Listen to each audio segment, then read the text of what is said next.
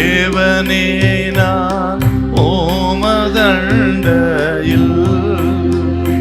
இன்னும் நெருங்கி சேர்வதே என் ஆவல் பூமியில். எசேக்கியேல் 23:19. அவர்கள் எகிப்து தேசத்திலே வேசித்தனம் பண்ணின தன் வாலிபத்தின் நாட்களை நினைத்து தன் வேசித்தனங்களின் அதிகரித்து போனாள். பாவ சிந்தனைகள் மனிதனை தீட்டுப்படுத்துகிறது. இஸ்ரவேல் ஜனத்தை குறித்து கடிந்து கொண்டு கர்த்தர் சொன்ன வார்த்தை. இஸ்ரவேல் ஜனம் எப்படிப்பட்டவர்களாம்? எகிப்து தேசத்தில் அவர்கள் பாவம் செய்து கெட்டு போனவர்கள். அதோடு போயிடலுங்க, அவர்கள் வெளியே வந்த பிறகும் கானான் தேசத்தை வந்து சுதந்திரித்த பிறகும் கூட அந்த பழைய பாவத்தை நினைத்து நினைத்து நினைத்து அதை ருசித்து அதில் பெரும்பாவி ஆயிட்டானா அப்படின்ற ஒரு பயங்கரமான வார்த்தையை பேசுகிறார்கள். இன்றைக்கு நடைமுறையில் இருக்கின்ற ஒரு கொடூரத்தை அன்றைக்கு கர்த்தர் சுட்டி காட்டியிருக்கிறார். கடந்த காலத்தில் செய்த பாவத்தை மீண்டும் மீண்டும் சிந்தனைக்கு கொண்டு வந்து அந்த பாவத்திலே பெருகுவது, அதிலே திளைத்தவர்கள் இஸ்ரவேல் ஜனம். அதோடு போறதில்ல, அவர்கள் எதிர்கால பாவத்தை நினைத்து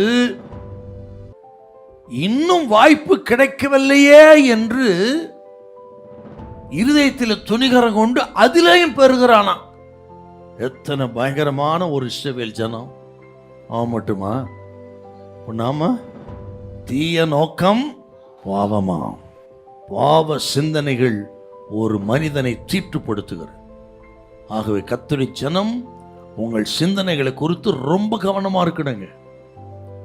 அந்த சிந்தனையில சிந்தித்து சிந்தித்து பாவம் கருவுற்று மரணத்தை பிறப்பிக்கிற பொல்லாத இடத்துக்கு நம்ம போகக்கூடாது.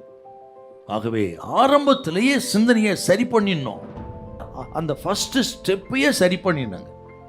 நாளைக்கு பார்க்கலாம், பிறகு பார்த்துக்கலாம், யார் தான் செய்யல என்று நாளை கடத்தக்கூடாது. நம்ம பாவ அறிக்கைக்கு மட்டும் கால தாமதம் பண்ணக்கூடாது. ஆண்டவர் பேசும்போது மனம் திரும்பி விட வேண்டியதை விட்டுடணும். ஆகாத நட்பை விட்டுடணும், ஆகாத சம்பாஷணையை விட்டுடணும், ஆகாத மொபைல் டாக் ஆபத்து நமக்கு. ஆகவே கர்த்தர் இன்றைக்கு திட்டவட்டமாய் பேசுகிறார், இன்றோடு விட்டுடு. இன்றைக்கே ரட்சன் என்னால், இன்றைக்கு அனுக்கிரக காலம். இத்தனை பெரிதான ரட்சிப்பை குறித்து நீ கவலையற்று இருப்பையானால் வரப்போற தண்டனைக்கு எப்படி தப்பித்துக் கொள்ள முடியும்? ஆகவே விடுபடித்து விட்டுடும். என் வசனத்துக்கு நடுங்குகிறவனே நோக்கி பார்ப்பேன். ஆண்டோட வசனத்துக்கு நடு கர்த்தர் தான் என்னோடு பேசுறான்னு விட்டுட்டா கர்த்தர் இன்று முதல் உங்களை ஆசீர்வதிப்பார், உயர்த்துவார், மேன்மைப்படுத்துவார். வசனத்தை நடுங்கிற மக்களை நோக்கி பார்ப்பார், கைவிட மாட்டார்.